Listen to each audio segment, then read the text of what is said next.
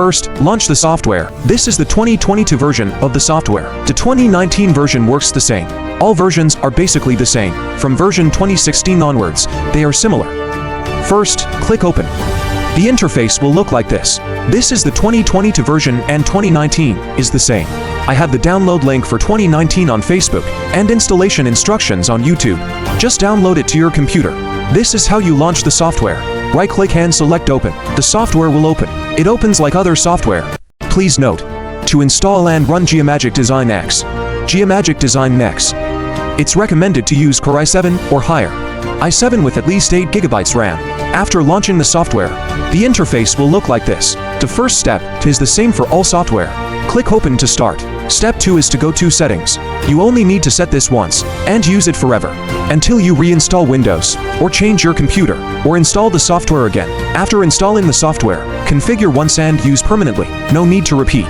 Tool Settings. Go to Preferences.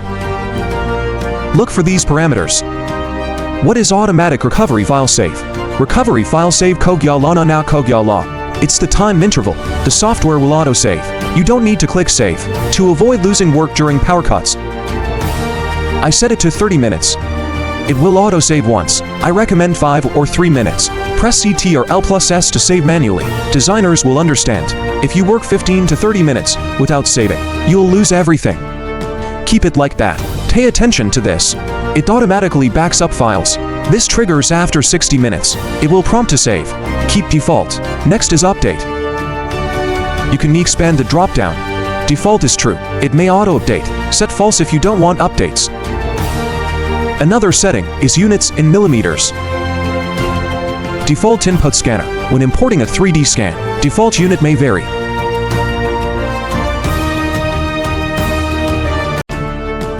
Change it to millimeters. Next time you import, it will use millimeters. Same for default measure unit. Change to millimeters. Display and other settings. Keep default.